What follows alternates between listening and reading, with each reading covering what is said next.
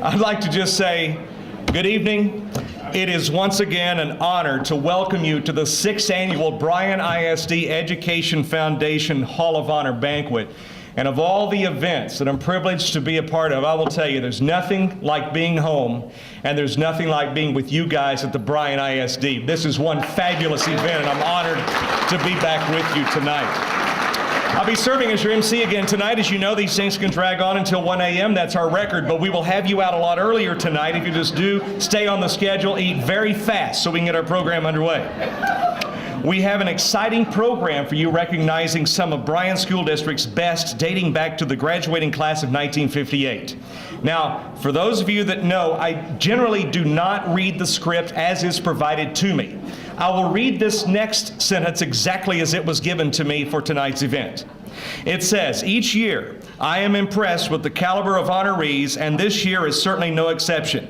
Can I just tell you, this ain't your best. I've looked around at all of them. This is not the best class that we could honor. That's just truth coming out. But I'm going to tell you, they did the best they could as a representative of the Bryan ISD, as you'll hear some of their stories. I think there are a couple that rise above the others, but all in all, not your best. But nonetheless, I am happy to be with you tonight. Honorees are synonymous with volunteerism, the performing arts, entrepreneurs, politics, education, and leadership. Additionally, our guest speaker, that is no doubt the star of the show tonight, will inspire you with the story of her family's personal journey through faith. On behalf of the Bryan ISD, the City of Bryan, and the BISD Education Foundation, thank you for choosing to attend the 6th Annual Hall of Honor banquet. We know that you have an option of places to be. It's right before a brand new school semester, and people are trying to get those loose ends tied up. You have honored us with your presence. You've made a difference in the lives of students and teachers by choosing to be here tonight, and we humbly thank you for that. This is the evening that we are here to honor those alums, as we mentioned, but we're fortunate enough to have a number of special attendees, from elected officials to school district representatives. Would all of you who are elected officials or representatives of the school board in any way, school district dignitaries, would you please stand so that we can recognize you all at one time at this moment? Would you please stand so we can thank you for being here tonight? Very nice. Now, one advertising note, if you've not purchased your ticket for the raffle that's going on, you're missing a chance at a beautiful gift. This year we have a sapphire and diamond David Yurman cable bracelet from the Hampton Collection, generously donated by David and Julia Gardner. Now, some of you, like Randy French, may be saying, why would I want a cable bracelet with the logo of Suddenlink on it? It's not the cable company. It's a cable bracelet, and it's a high-end deal. David and Julia don't donate something that's low-end or that they got to get rid of. Those of you that know them, very philanthropic in nature. So please purchase your tickets. They are $20 each, or $6 for $100, and they can be purchased just outside the main dining room door. Remember, all the proceeds are used to benefit students and teachers of the Bryan ISD. At this point, we'd like to begin our festivities by asking Jerry Ellis to come to the podium. He's a former president of the Education Foundation, and he will provide tonight's invocation. And after that invocation, we would ask that you start eating your salads and dinner. Will be served shortly after that so we can continue with the program. Jerry?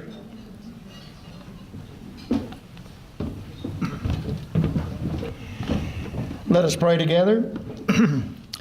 Most gracious Heavenly Father, we come to you tonight is thanking you for every blessing you give us in our lives. We thank you so much for this great community, the leaders that are here, and the support that they give our school system and our community. Father, we thank you especially for these 6 individuals that we're inducting tonight into this great Hall of Honor. We thank you for their contributions to their community, for their character, and for their hard work and their contributions to their career and their profession and their families. We ask that everything that we do tonight will be done for your honor and glory, Father.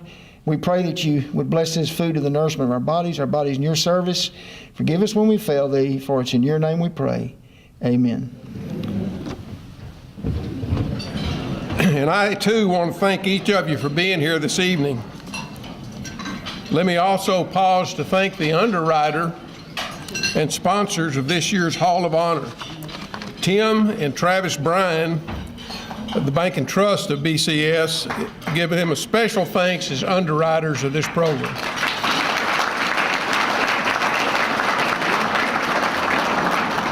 Our table sponsors are Atmos Gas, Access Pipe and Tube, Big Top Learning Center, Larry and Pat Bowman, Bryan Independent School District, Bryan Texas Utilities, the City of Bryan, Claire and John Lilly, David Gardner's Jewelers and Gemologists, Dudley Construction, Gina and Congressman Bill Flores, Guarantee Bank and Trust, Jack Hilliard Distributing, and if I'm lying, let lightning strike me.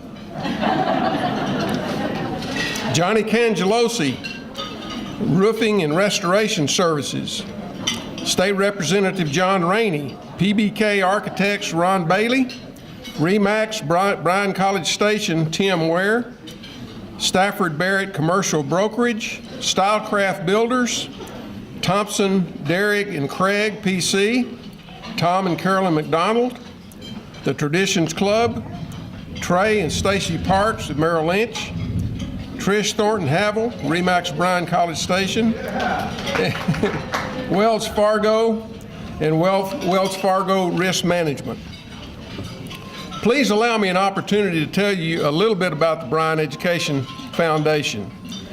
The foundation was formed in 1999 by several civic-minded education visionaries who envisioned a proactive way to benefit students and teachers and the community as a whole.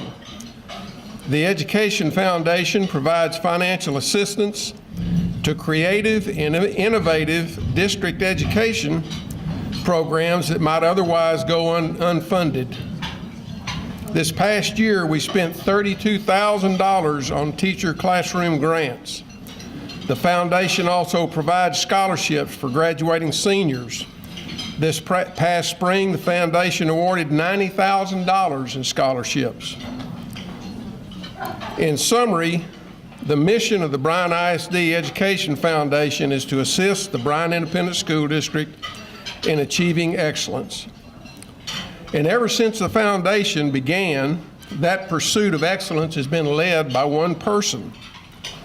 The one and only executive director we've ever had is Sandra Davis.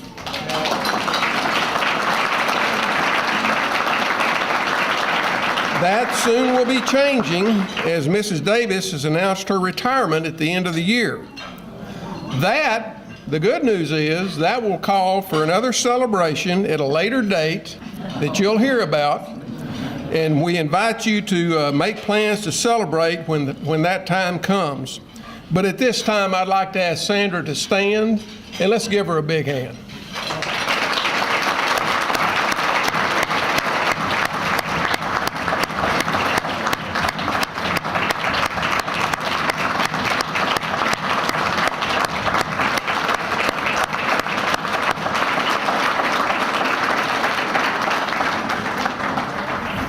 You know, they used to talk about Tom Landry every time they'd introduce him as the only coach the Cowboys ever had. She's the Tom Landry of our Education Foundation. As you know, excellence is not possible without your support. Attending this evening's event is one opportunity for you to support the Education Foundation. We ask that you continue to participate in the future by taking part in the Foundation's fundraisers, attending Foundation events, and even becoming a member of the Board of Directors. If you have a passion for our community's youth, we want to get you involved. Many individuals present in this room tonight have continued over the years to graciously assist Bryan ISD students with monetary scholarships upon graduation through the foundation. Without listing those people individually this evening, we would like to say a special thank you. Thank you. You know who you are, and so do we. Let's give these scholarship donors here.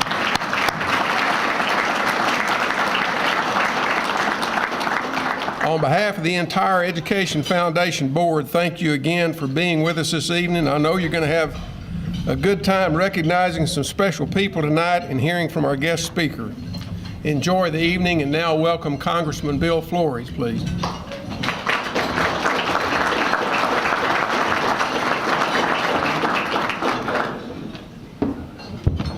Well, howdy, everybody.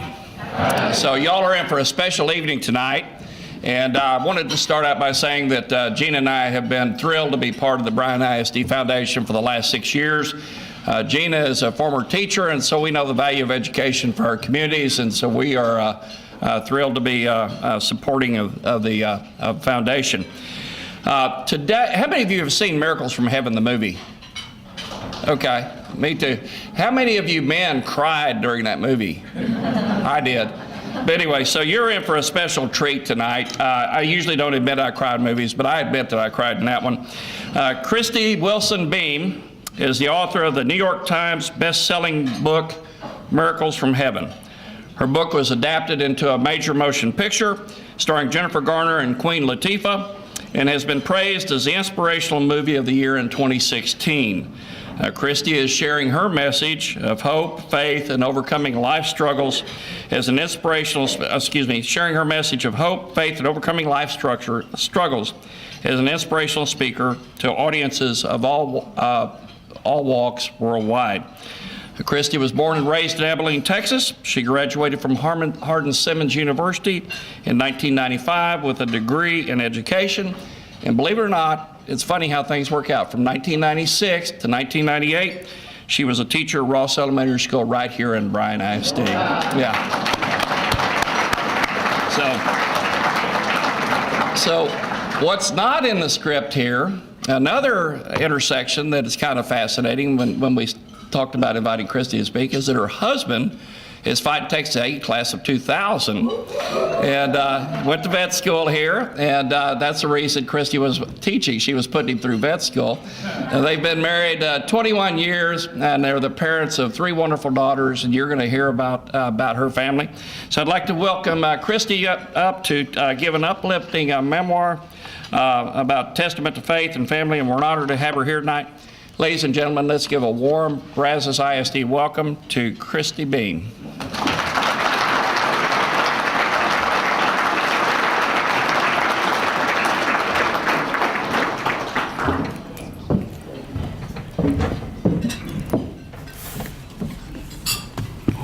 Hello, let me get organized here, or else I'll ramble forever.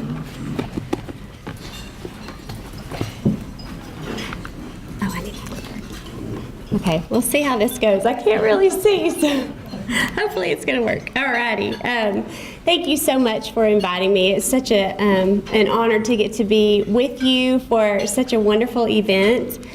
I want to start off by telling you a little bit about who I am. I am a wife, and I was a teacher for 5 years while Kevin was in veterinary school. Oh, is it dark? Oh, that's sad. Oh, yay. Well, it's not working, so I don't know if you want to fix it. So pretend it works. Sorry. I don't know. Okay, just pretend it works. I was a teacher and for 5 years while Kevin was in veterinary school, and then I became a mom of 3 beautiful girls. Not at the same time, over time, 3 beautiful girls. And then I became a caregiver, and that was a hat I wasn't quite sure, I guess I didn't know that I would ever end up putting on. Caregiver to a chronically ill child. And now I can say that I am the author of a New York Times best-selling book, Miracles from Heaven. And at one point, it was the #2 book in the country. And I thank you. And I'm here to share with you my story and our journey during our middle daughter's illness. So, who else makes up the Beam family? There is Kevin, and he is a veterinarian and my superhero. He is amazing, and we have been married 21 years. There is sweet Abby, strong. She has a big heart. She lettered in debate and theater whenever she was a freshman.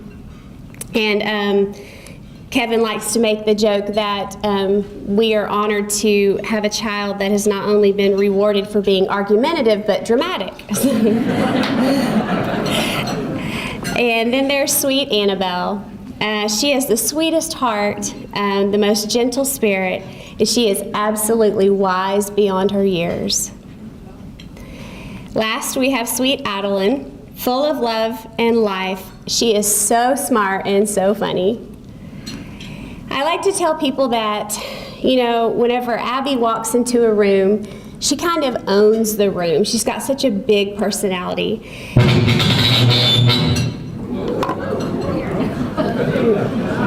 Go on. Okay. Sorry. Just kidding. Not that big. She's got a big personality. When Annabelle walks into the room, I like to say that she tends to survey the room, and she can take in whose heart is hurting and who's filled with joy. She just is sensitive. And then Adeline walks in and she just wants to love everybody in the room and everybody love her. That's her goal. So, what life looked like before Anna got sick. We were a busy family of 3 girls that were 2 to 2.5 years apart. We cooked dinner and ate as a family almost every night. We were busy with the busyness of a young family. We watched Abby play different sports. The girls would swim. They were fish. They loved to play mermaid games. They had parties at the house. They climbed trees. Just very busy and active. Anna was so big and full of life. I don't know if it's back on that other slide. I don't think we have a picture of it, but Annabelle was so full of life before everything happened that she broke her arm 3 times, right, left, right.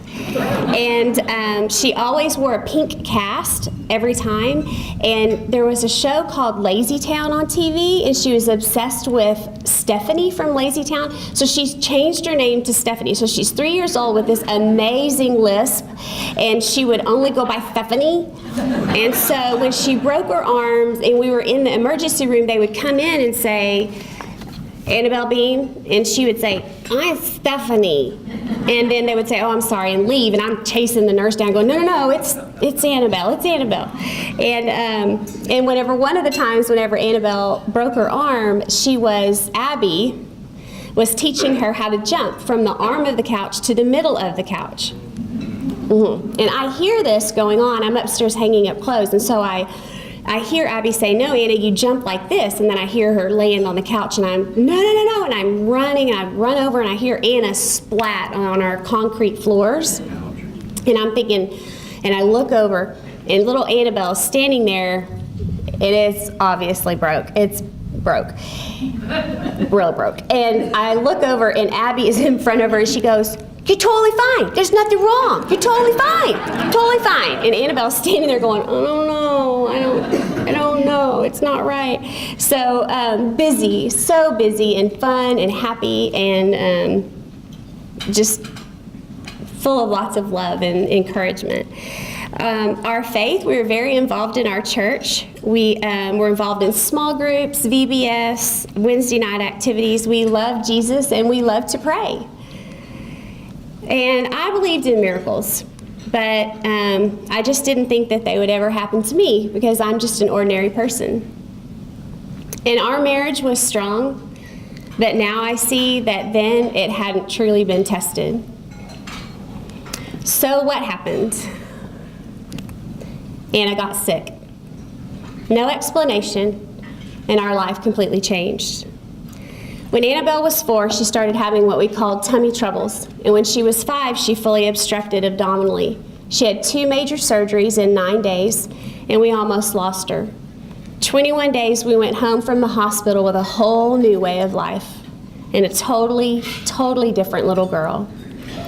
Annabelle was ultimately on 10 medications that she took daily, several times throughout the day. She was diagnosed with something called pseudo-obstruction motility disorder. And that just means that her stomach and her intestines did not work. And so she didn't have the ability to eat food, process it through, and out her system. So she lived at a level 10 pain. Her life consisted of being on the sofa in the fetal position with a heating pad on her stomach.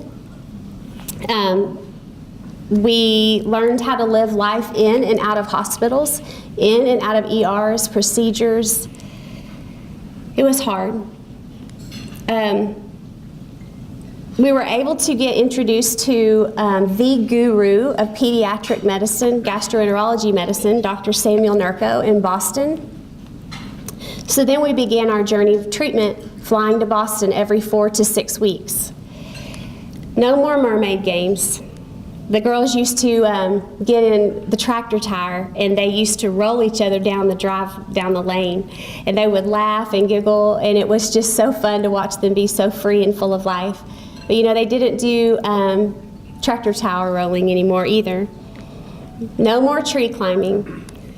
Things got so bad one time when we were in Boston that Annabelle turned to me and she said, Mommy, I just want to die, and I want to go to heaven and be with Jesus where there's no more pain. I thought then that I would never, ever be able to take one more step. What do you do when your baby, who's done nothing but fight, has given up? Well, I never, ever questioned my faith. And I didn't lose my faith, but I did have a lot of questions for God. I wanted to know why us. I wanted to know why Anna. I wanted to know why me. I did continue to pray like before, but my praying changed, and it became more like crying out to God. And eventually I worked out this little deal with God where I didn't really know what to say, because when you pray over and over for God to heal your sweet baby and it doesn't happen, then I just didn't know what to pray anymore. So I made this deal with God. I don't pray for anything, and that way you can't say no and I won't get mad at you. And it worked really well, but I stopped talking to God. I did learn how to rely on others through our hospital stays.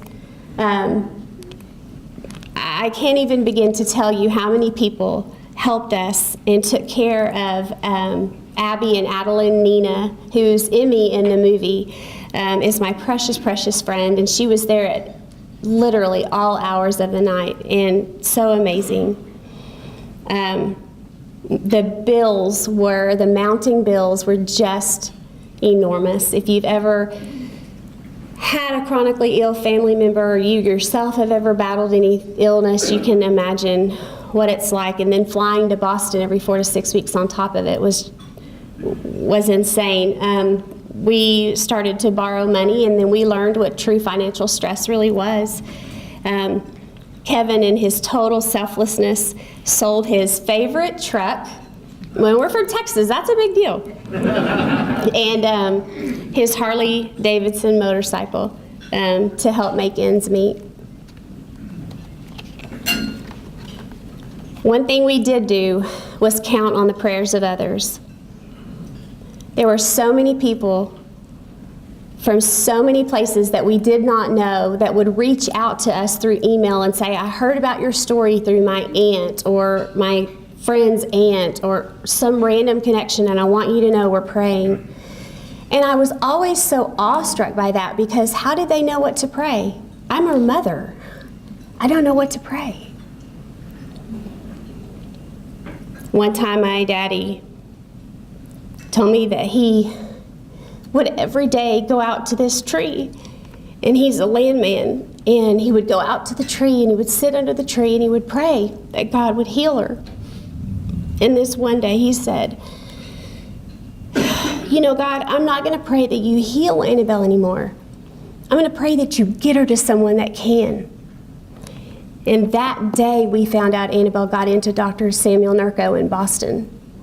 It took 6 weeks to get an appointment, and God answered that prayer through my daddy. So, a tree gets introduced into our life. It's a cottonwood tree. And cottonwood actually means tree of life. So we have many groves of trees on our property. This particular tree is huge, maybe 100 feet tall. And up in the air, and I don't know if you can see, but there is a hole where a branch previously had been, and that branch fell off, and it left a hole. And backing up a little bit, it was a beautiful December day. It was December 30th of 2011, and the whole day from beginning to end is a complete miracle. That particular day was after we had gotten home from Boston and Anna had said she was ready to die.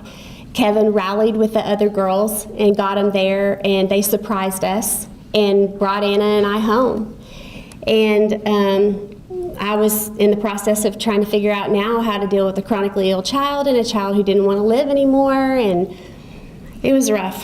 But that particular day, Anna came to me and she said, I think Abby had absolutely driven her crazy, and she decided, I'm gonna go climb trees with Abby. And I remember looking at her and I said, are you sure, baby? And she said, yeah, if it's too much, I'll come back. Okay, well, I got busy doing laundry, and then things turned out where Abby had shared with Anna that there was a bird's nest up high on this limb, and so they climbed 30 feet in the air. Well, the way they did that was they put their back against the baby trees and their feet against the big tree, and they inched up like caterpillars until they got 30 feet in the air, and they sat on that branch that I think is sticking out. It's broken now, but it was sticking out, and they were just sitting on that little branch. And I think if I were there, what it would be like to see those two sweet sisters who have fought so hard through so much. Abby is the oldest, trying to keep the family together when I'm gone, and Anna just trying to live, and their little feet dangling off the branch. You know, what in the world could they have been talking about? Well, the branch begins to break, and they're 30 feet in the air, and Abby, in her brilliance, just so smart, she says, Anna, and Anna was so weak, so sick. She says, Anna, back your weight off the branch. Go in that little nook. Go in that hole. You'll get your weight off the branch, and I will help you down. And it was such a great plan. It was so smart. So Anna did. But the hole was an entrance into the tree trunk, and Annabelle fell head first 30 feet. She hit her head 3 times on the way down and landed at the base of the hollowed out cottonwood tree on the top of her skull. Anna was entombed in that tree for 5 hours. It took firefighters 3 hours to get her out. For part of the time, she was non-responsive, and I will never forget where we were standing when the firefighter up on the ladder screamed, turned and looked at Kevin and I and yelled, she's responding, she's responding. That baby was alive. While Anna was in that tree, God had her perfectly protected in his precious hands, while total control chaos was going on outside that tree. The firefighters were amazed how peaceful and calm Anna was when she did regain her consciousness from the fall. And it was only later that we realized what actually took place inside that tree. I want to read something to you. Mommy, Anna turned her head away from the window and looked up at me. Yes, sweet girl? You know, I went to heaven when I was in that tree. Oh? I lifted my head, not sure how to respond. Really? Yeah, she nodded her head, her small face, very serious. I sat in Jesus' lap. She told us about how the gates of heaven really are made of gold, and how Jesus told her it wasn't time, that she would have to go back, and she couldn't see the creatures. When Jesus told her he would send his guardian angel, Annabelle explained, then I started to kind of wake up in the tree, and I could hear the firemen's voices from way, way up there yelling for me to raise my hand. And I saw an angel that looked very small like a fairy, and it got more clear and clear. And then God winked at me through the body of the angel. And what he was saying to me was, I'm going to leave you now, and everything's going to be okay. And then the angel became solid again and just stayed with me the entire time, shining a light so I could see. We didn't talk. We just sat together, like peacefully. Anna says she loves that old tree because that is where God chose to heal her. She shared so many other experiences and sights about her journey to heaven there. There was absolutely no doubt that she lived her story. Let me see if I can find this other one.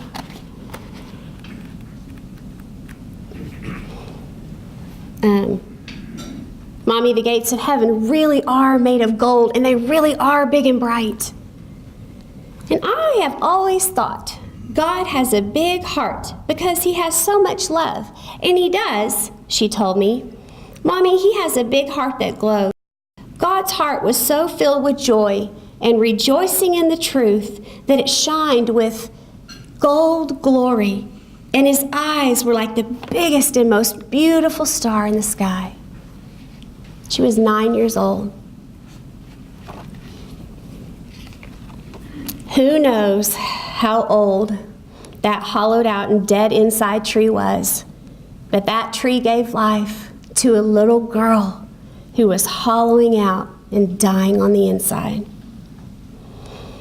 So my mission now, not everyone gets a big miracle, but you do experience miracles daily, all around you, because there is a plan for you and you are not alone. See, God was performing miracles around me daily, but I was so deep in my struggle and in my fight and in my battle that I failed to simply look up. I put one foot in front of the other and I pushed through, and I missed all those miracles going on around me that would have given me the hope I needed to propel me forward. Looking back, I see all of God's acts of faithfulness because he is so faithful. The chapters in Miracles from Heaven chronicle so many of the small and large miracles in our lives that they are just part of my story. My message has become even bigger. God used Anna's story to tell me, Christy, I'm here. I've been here. Before I asked God, why us? Oh, I think I got distracted. Why us? Why me? And why Anna? But God answered in a big way. I have a story to tell through you that will inspire millions. I have been able to connect with people all over the world with all kinds of struggles. And it is so much more than just a story about a little girl and her journey. God is sharing the message with people that they need to hear. It may be an ill child, or you may suffer from depression, a financial struggle, losing your faith, a struggle in your marriage, or a health struggle of your own.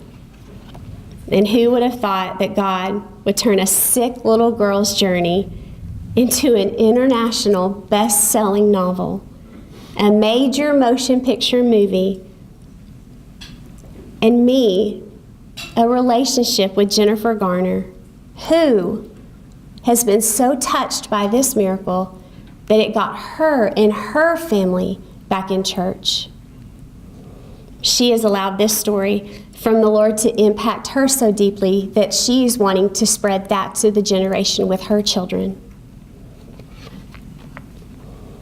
So this is why me, why Anna, why us.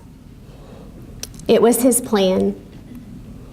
I just want to encourage you with these last words. No matter how dark, no matter how your struggle seems overwhelming, no matter how big your battle may be,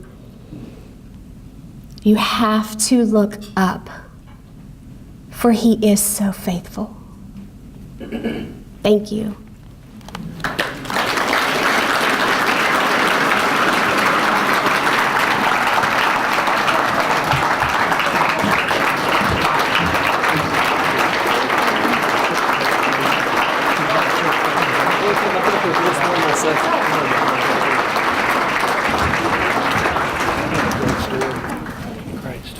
Wow. We have a little off-script moment here because of a special presentation that Tommy Wallace, superintendent from Bryan ISD, orchestrated just a moment ago, just a very brief amount of time. Tommy, you want to come up and do this? Christy, you stay by. Well, Christy, first of all, that was a wonderful story and a great story of faith, and thank you. And not only is it a story of faith, but it's also interesting that as she was a Ross raccoon years ago teaching at Sul Ross, you don't know that she's also was best friends with Christina Brunson, who is the principal at Sul Ross today. That was Christina Lee, who's sitting right outside to say hello to you. And so she is here, and she's fixing to walk in. We're going to take you out there, but because you're a Ross raccoon, you're always a Ross raccoon, and we have got you a Ross raccoon. And so we want to thank Christina Brunson to come out, who really weathered the weather, to bring this to you and to say hello. So I'm going to walk you back there and see you can see your best friend from elementary school. Oh, my word. What a treat. Thank you. Before Johnny comes up, I just have to say now, how do we even have the rest of the program after a message that strong? But it just came to me. What we just did for you by doing that shirt and introducing you to your best friend again that you haven't seen in a long time, we shall call that Miracle from Bryan. That's how we're going to do that. That's what that is. So that's the best we got to follow you. Thank you very much. It's been a while. Johnny?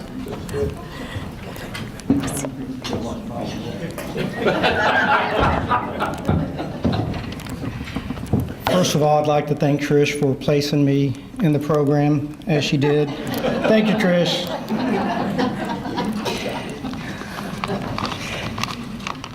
If you haven't finished if you're still enjoying your meal, please stop.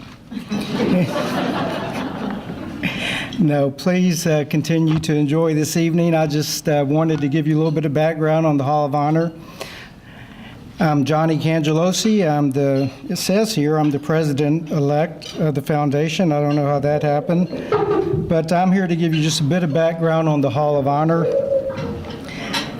The Hall of Honor was an idea that was originated during a joint meeting of representatives from the Bryan ISD Board of Trustees and the Bryan City Council to recognize outstanding and notable graduates of the Bryan schools. From these discussions, the Education Foundation became actively involved.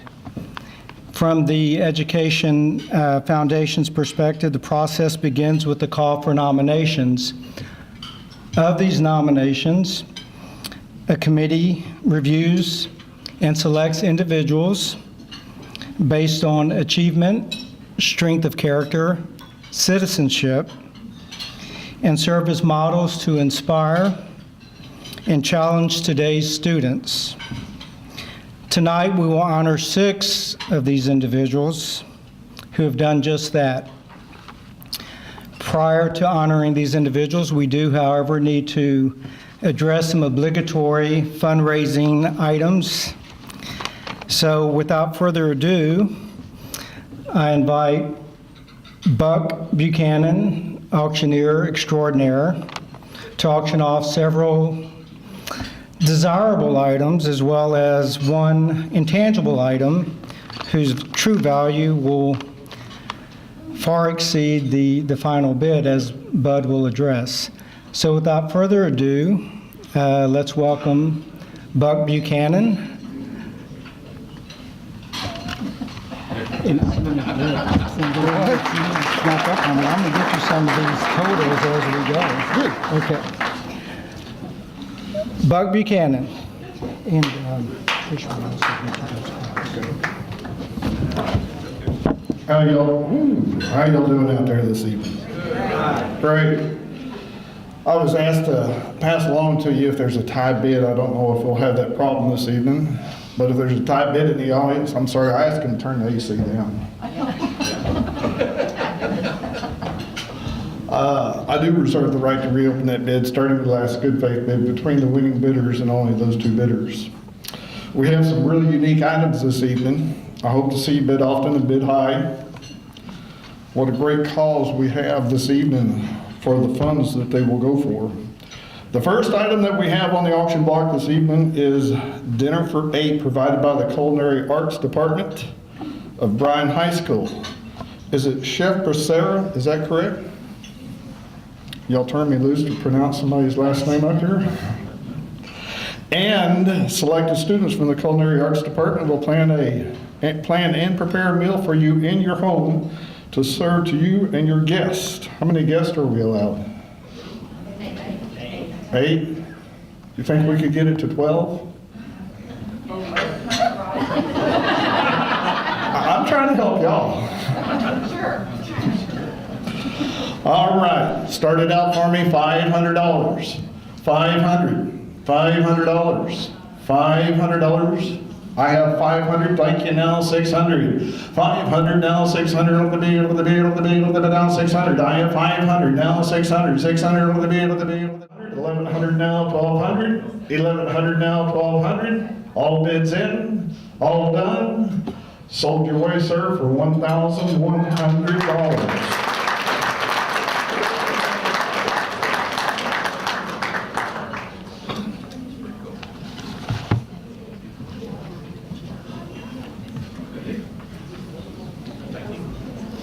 I'll give you the total in a second. I think I got 19,850, but you can Really? check that. I think so.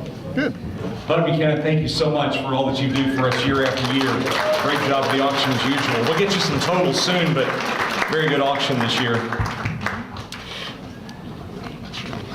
All right, we will move on now to the next part of our program that is one of the main reasons that we're here. I don't know about you guys, but that message from Christy was pretty strong, so therefore none of you have to go to church tomorrow. We done been to church, so just good night. What a strong message. And by the way, we know it's warm in here. I see some of y'all fanning. You've been after it for a while. There are not many things I'm sure of in life, but I'm positive it's not because Don didn't pay the bill. I'm telling you right now, that's not the case. I have a feeling it was that lightning strike, which we could get more later, that kind of did something to the AC. But thank you for your patience. We are now ready to roll I have a preliminary total. Is somebody going to get that to me? It is next on the script. Is it 19,850? Did I miss it? 19,750. It's my Mahia education not paying off, but 19,750 on the items in the $1,100 scholarship. You'll have another opportunity to also contribute as well with the pink cards that are on the table. Tonight's Hall of Honor event is the kickoff event for the capital campaign for the year. The money in the auction that was raised just now, a great beginning for us to build upon. And for those of you who may have wanted to bid and lost out on another bidder, you have one other additional opportunity to donate. On your table, there should be some peach-colored cards that are there. If you would be willing to sponsor a teacher with a grant in the amount of $250 or more, please fill out the card that you see on your table. Don't all of you scramble for it at once. I'm keeping my eye out. Don't scramble and keep looking for it as hard as you are right now. Settle down. $250 will fund a teacher. You can fill out the card, hold it up, and a board member will collect it from you when it's done. You'll have the opportunity to pay tonight, or we can bill you for your tax-deductible donation. Your donation to the foundation will allow teachers in our district to get additional financial assistance to be creative in the classroom, to pursue creative teaching activities and innovative programs. Also, for those of you that are fanning, we thank you for your support. That's an automatic $250 for everyone that's fanning right now, so thank you very much. We appreciate that. As you're filling out your teacher grant cards, I would like to go ahead and ask for Sandra Davis, Bill Moore, and tonight's 6 honorees for the 2016 Bryan School District's Hall of Honor to make their way forward. This is something new this year. Usually we call you up, but some of you so slow on the victory walk, we're going to get you up here now so we don't have to put up with it. So if you're any of those names with Sandra Davis, Bill Moore, and tonight's 6 honorees, please work your way up to the front. As we mentioned, the Hall of Honor nomination categories include arts and humanities, business and industry, community service, education, public service, recreation and athletics, and special recognition. Tonight we will induct the 6 new members to the Bryan ISD Hall of Honor who've been named to the Hall of Honor. When we also need to say hello to those that are here from previous Hall of Honor. Now, we think we got the names of the attendees correct here. If we missed someone, let me know. but would all past Hall of Honor recipients, including Tim Bryan, Travis Bryan, Jennifer Hathaway, Judy Hewson, Joanne Locke, Sharon Reese, Keene Register, Pat Allen Rice, Richard Ruffino, and Frank Seal. Would you please stand at this time so that we can welcome you back to this ceremony once again, scattered throughout the area. Congratulations and thank you very much. Did I call out Keene Register? Did I call his name? Okay, just making sure. I thought I had missed him. Sorry about that. All right, so here we go. Hopefully you've had an opportunity to look through your program to read a little about these honorees, but we're going to go over some of their accomplishments briefly and their introductions right now. Our first honoree is from 1992. Youngest recipient this evening, Christopher Bowman from the Bryan High School class of 1992. Chris, please come up for your recognition here.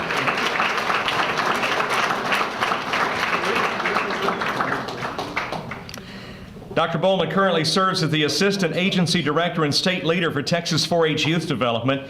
In his position, he supervises 4-H faculty and leads youth research efforts and establishes and builds relationships with other extension departments and units. He has taught various courses at A&M, as well as serving on 40 graduate committees, including 22 master's students and 18 doctoral students. Under his leadership, various statewide programs have developed, such as Livestock Equine Ambassador Program, virtual trainings, food challenge, and leadership engagement. As one of Dr. Bowman's colleagues states, he serves the agency well and makes the agency better every day. All he needs is the permission to think outside the box and move forward with his ideas on how to better serve families of Texas. He is a role model for so many. He founded in 2008 Bowman Publishing. He has published 5 books on leadership and motivation and donates the proceeds from book sales and speaking engagements to benefit nonprofit organizations. Some of Chris Bowman's fondest memories from the Bryan ISD include his time spent in choir with UIL activities, concerts and musicals, with 2 of the highlights being his role as Nathan Lane in Guys and Dolls, and his solo in the Bryan High Feast of Carols his senior year. Growing up in Bryan schools was particularly challenging and fun at times because of the fact that he had a twin, Craig. Is Craig here tonight? Non-supportive brother. Chris remembers walking into his Spanish class on the first day of school after his twin brother had previously had the same teacher. The teacher expected great things from him since his brother was a Spanish whiz, but disappointment would set in quickly as she realized that the genetic makeup for language skills was not passed on to both of the Bowman boys. 2 of his favorite teachers were Mr. Hornbeck, whom Christopher says taught him so much about how to lead, and Mr. Westfall, who he still considers the best teacher ever, even through college and graduate work. Are there teachers in the room that led Craig through his yes, I know you look a lot like Craig, I'm sorry, Chris through his career? Any teachers in here? Were you one of the favorites I just listed? You were not. Have a seat. All right, I'm just curious. I didn't know. He says maybe that you were his Spanish teacher. He does not remember. All right. Chris also positively speaks of Mr. Ellis as his principal, stating that he thought that it was really cool that he always called him by his name. Anyone who knows Jerry Ellis completely understands this. I didn't get it either, and neither did you, but it was in my script, so that's why I read it exactly like that. Please join me in welcoming Dr. Christopher Bowman to the elite group known as the Hall of Honor.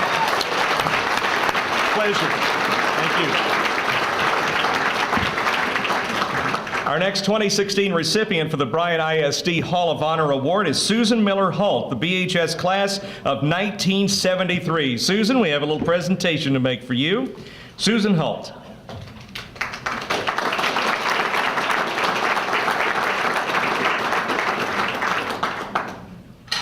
Sandra, did we have trouble finding hers? Was that? I see. All right. Just want to make sure she's really being honored tonight. I didn't know for a minute. Nice. As a student in the Bryan School, Susan Miller Hult was a dedicated student and an accomplished pianist, receiving top honors in state competitions and playing concertos with local orchestras. She was even chosen to represent BHS as a participant in the state typing contest in Austin. Susan remembers how exciting it was to be the first junior class at the new Bryan High School campus and remembers how beautiful the new campus was. She also remembers how much fun it was to be part of establishing new traditions, having been a member of the SFA Cheyennes. She remembers making the change to the new high school and having to actually look up information to find out exactly what a Valkyrie was. After graduating, do you still have your uniform from the Cheyennes somewhere in a drawer tucked away? Somewhere. All right. Nice. You should have worn it. After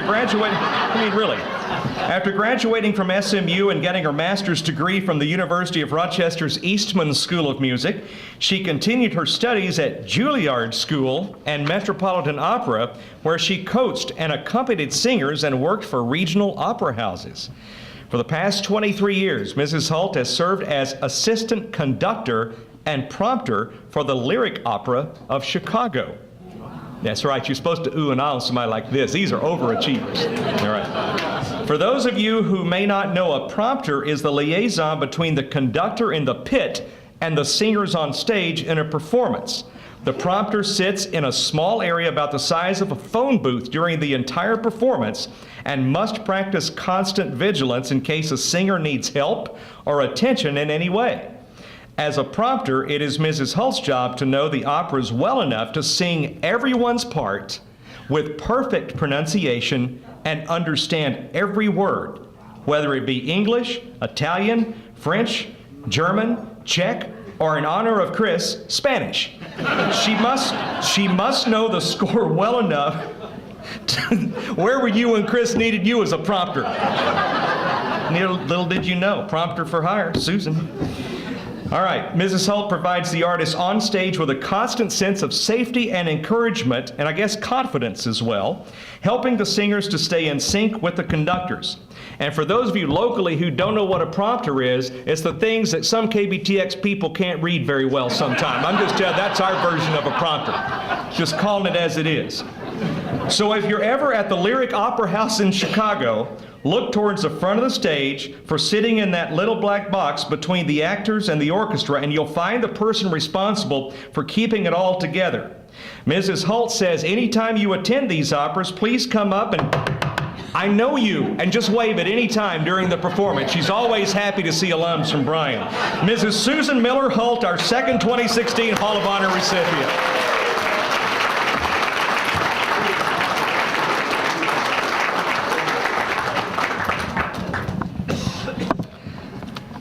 This is where it gets a little sketchy. Our next honoree, Randy French. He's a 1972 graduate of Bryan High School. Randy, congratulations. All right. This indeed is another version of the miracle of Bryan, I'll tell you right now. While in college, I know. While in college, Randy worked with his family-owned child care centers in the BCS area until selling the business to pursue a career in real estate. He then went back to work for Lero Construction in 1986 when he founded Stylecraft Builders Incorporated.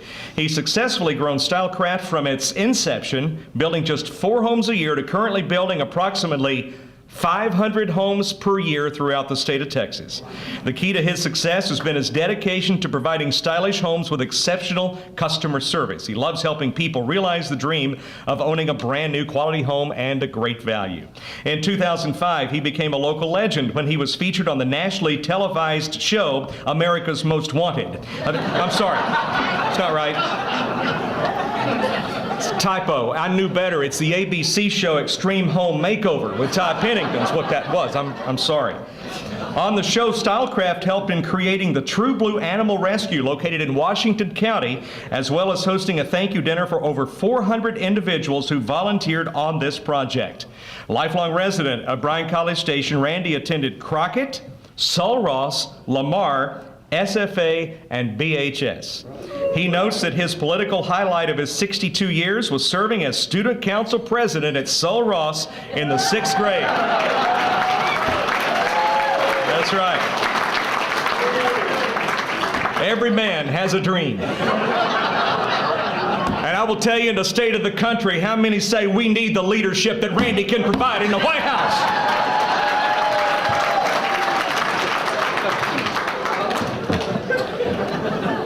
At Lamar Junior High, French enjoyed being part of the basketball team.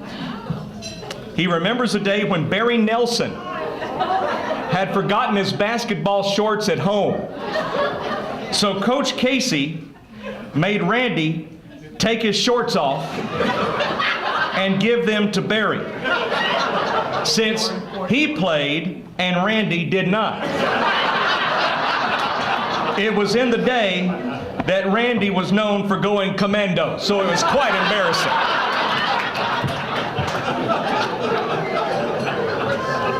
Alicia McLeod just says, Mike, what do you mean, commando? What do you mean? That means no underwear is basically what that is. Alicia, I'm just letting you know. Randy waited patiently in the locker room. That's right. Can you imagine, kind of like Adam in the Garden of Eden, just kind of waited patiently in the locker room until Barry's mom came to deliver some britches. And at that time, they swapped back, and I'm turning over. Oh, no, wait a minute. We just almost left the best on the floor. On another memorable game day, Randy scored a basket for the wrong team. And Lamar lost by 1 point.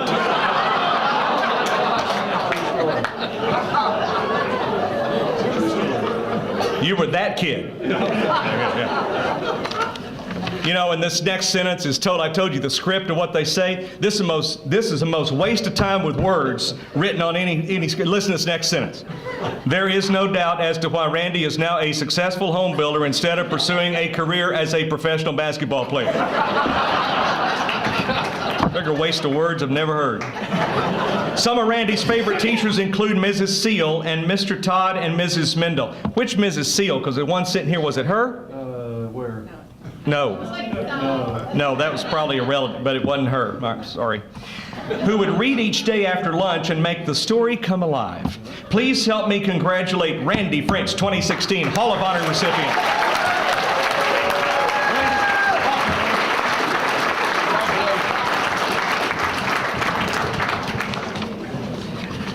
Every year I have to deliver the news to somebody.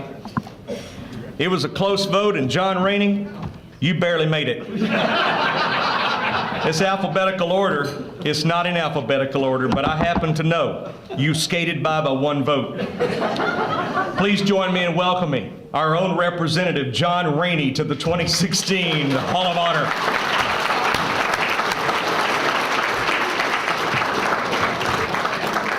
After graduating from SFA in 1965, John attended Texas A&M. He founded the Texas Aggieland Bookstore before graduating in 1969. Bookstore has now been in operation over 46 years. In the 70s, as many of you know, John began his involvement with politics as chairman of the Republican Party of Brazos County, and now years later, he serves in the Texas House of Representatives for Texas House District 14. John, we're proud of you for that. Raised on family land in Madison County, John and his family moved to Bryan the summer before his 8th grade year. His parents immediately signed him up for Boy Scout Jamboree, and that's where he would meet one of his lifelong friends, Mike Beal, who would convince John that having a mohawk at camp was a good idea. That's in the day he could have a mohawk. He would proudly sport that same mohawk the very next Sunday as he joined the First United Methodist Church, where he served in numerous leadership roles over the past 50 years. Don't you know it's a proud moment to see that young man walk forward to join the church with his mohawk? God loves them all, though. When asked about his memories in the Bryan schools, John speaks fondly of the choir and the high Y government activities, as well as sock hops and Sadie Hawkins dances and drive-in theaters at Manor East. John remembers how he and Porter Wood would hide in the trunk while their driving friend, Tommy Yeager, would go into the drive-in entrance and say, "Solo," so they'd only have to pay for 1 ticket. Can we hear it for a dishonest politician? That's how it started right there.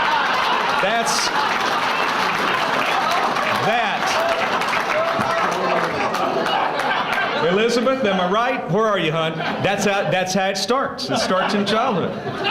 Although they knew they weren't really fooling anyone, the shenanigans still brings a chuckle to John, as you just saw, quite proud of his shenanigans, when he thinks back on it all. Sadly, Porter and Tommy were both killed in accidents later during their college years, but their SFA classmates still think of them often. To no surprise, John's favorite subjects in high school were history and government, although trig was not his favorite subject. Mrs. Vick, the trig teacher, who you always remember, was his favorite teacher, however. Now this is where, don't clap for him, this is where it gets a little bit screwball. Stick with me now. Before her death, he would visit with her over the years, many times, still talking over math problems. Now, if you're no good at trig and you didn't understand it, in your later years when you're not polished in any kind of math, She was still teaching. it don't matter, John. The fact of it is, he's still defending himself, but the fact is, God rest her soul, we can't verify it with Mrs. Vick. So, far as we know, he was visiting with her trying to figure out trigonometry. I don't know. It just sounds strange to me. I don't go see my Spanish teacher at Baylor that kicked me out twice. Why would I? I don't know if she's gone on to meet her maker. God rest her soul. Ain't no skin off my back, but that's just the way it goes. Amen. Our hymn of commitment is, please help me in again congratulating John Rady, one of the good guys, 2016 Hall of Honor recipient.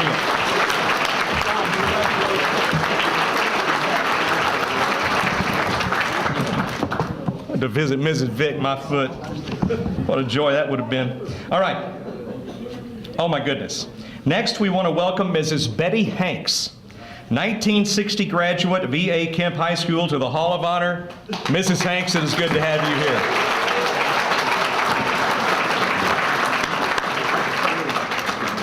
Betty Hanks has spent her entire lifetime educating herself and others, and growing up, Betty's parents taught her the value of hard work and the importance of education. Up until the 10th grade, Betty would travel to West Texas to chop cotton with her family each August, returning in December.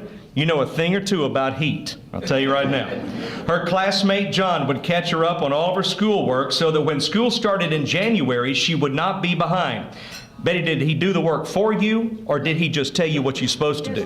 That'd have been dishonest. We'd have taken that award away from you if that had happened. Once she entered the 10th grade, she would devote all of her time to her studies, and one of the highlights of Betty's education in Bryan was being selected to be the featured speaker at the Kemp High School graduation ceremonies of 1960. That's an honor. Mrs. Hanks received her bachelor's degree from Prairie View A&M University in 1965 and her master's degree from Texas A&M in 1969. She was later recognized as one of the first black students to attend and graduate from Texas A&M.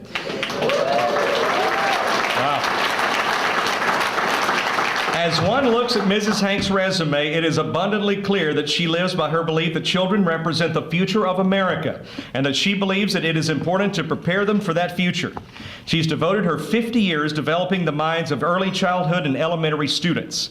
During that 50 years, she has served as owner and operator of Big Top Nursery for 34 years, 30 years as an educator in the Bryan ISD, supervised student teachers, tutored new teachers, written children's books, and even raised her own children to become educators who currently work at the Bryan ISD.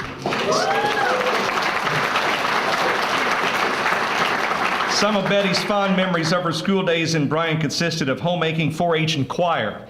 Homemaking because she wanted to cook so she could help out at home. 4-H so she could learn to grow things. And choir, although she says she couldn't sing well, was so good that she just wanted to be part of it. Some of her favorite teachers, and if you need lessons right over here, we got your teacher sitting right on the end, understand all that. Some of her favorite teachers were Mrs. Lane, Mrs. Johnson, Mrs. Wyatt, Mr. O'Neill, and Ms. Mel Pruitt, who in her words, taught me how to be a lady.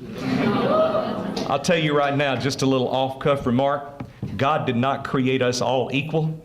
If you spoke at the graduation ceremonies in 1960, I had you pegged for maybe 42 at the most. You guys do not age, and you know who I'm talking about. You are a youngster. Please help me again in honoring Mrs. Betty Hanks with this well-deserved Hall of Honor reward.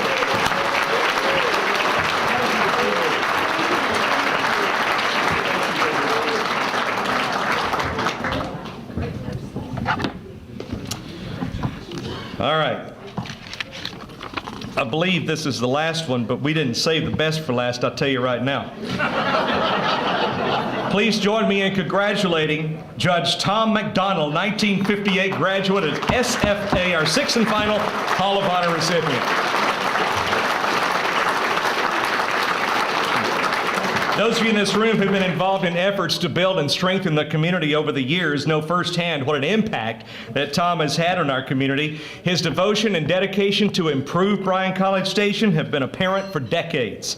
Tom has been has a distinguished career in the justice system as a prosecutor, a judge, and a mediator.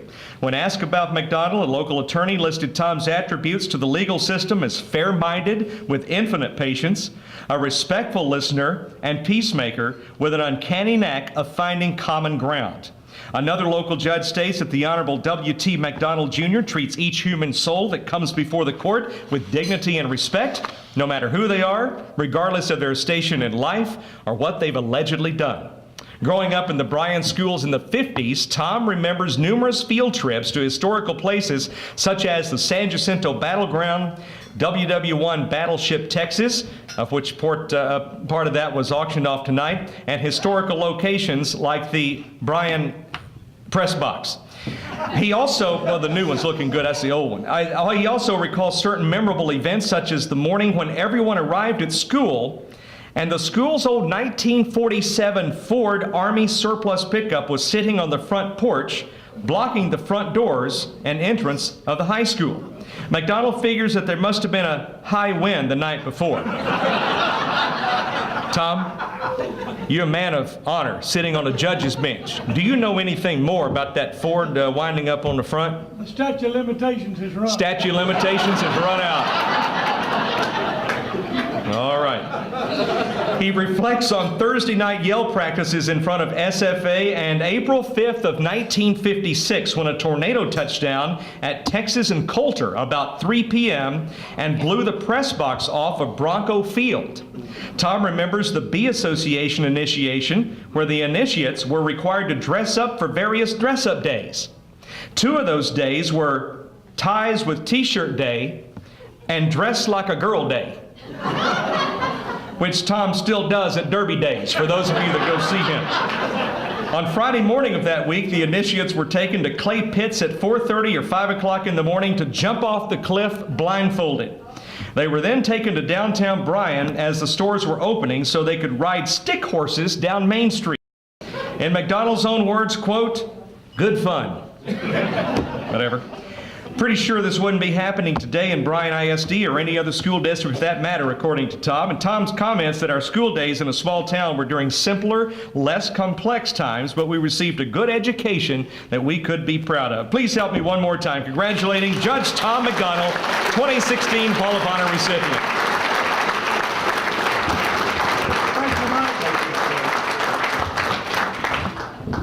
You gonna leave your other guys up here, Tom? Or you going? Where are you going?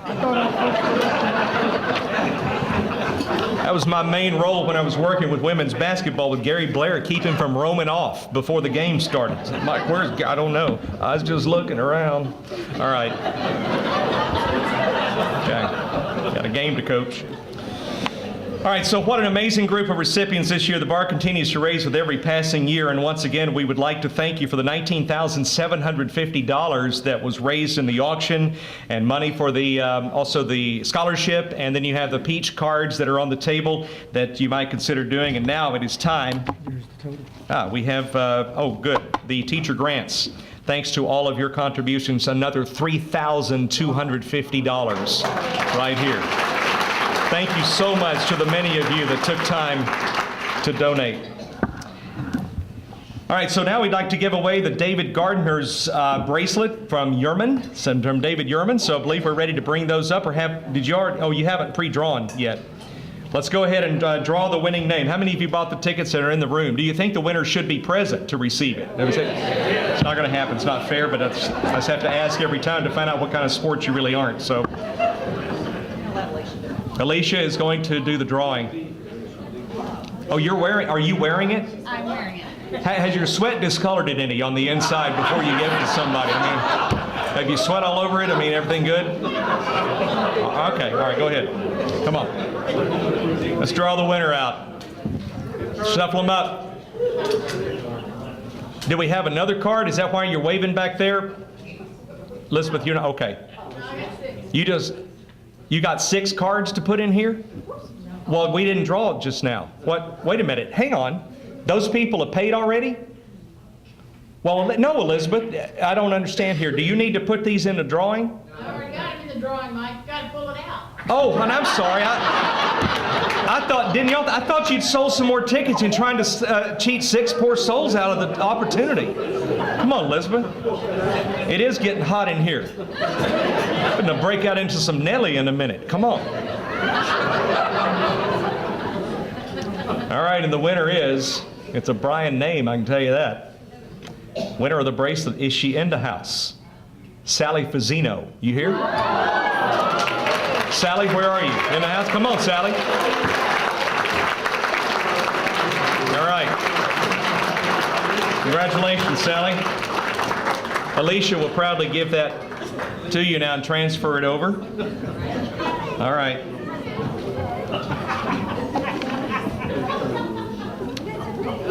A couple of things in closing tonight, just to mention to you. First of all, that does conclude our 2016 Hall of Honor inductees and brings the banquet to a close. We do have some announcements to make to you first.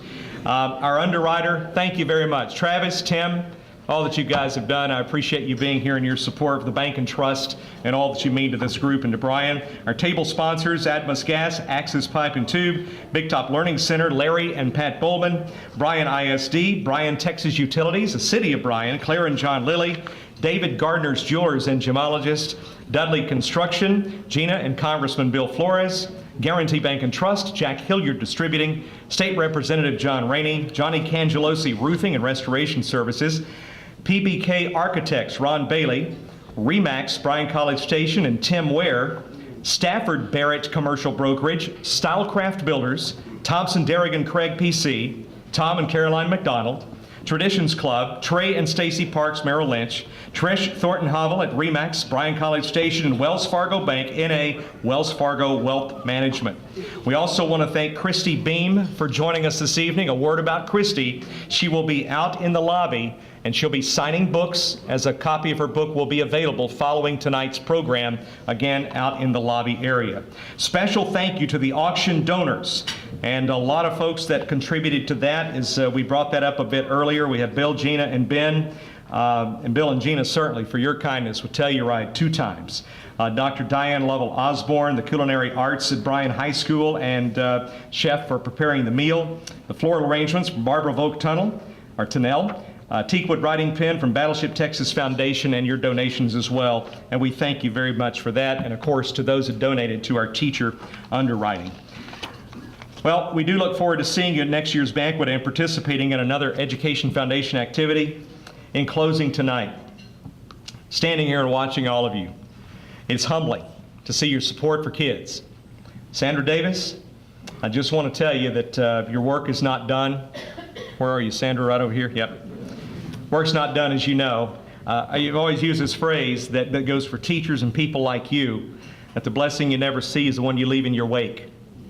And so for the idea and the vision that you had back in 1999 to make this dream a reality, you can only look around you at the room at the first wake that you have left behind.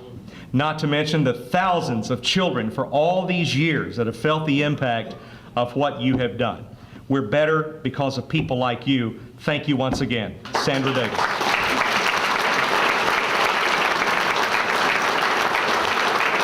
And with that, it is an honor each year to be here. Drive safely going home, especially not knowing what the weather is outside. We do hope you have a safe journey home. Thank you for investing your time, and we'll see you next year. The date has been marked for August 19th, 2017. See you then. Have a great evening. Good night.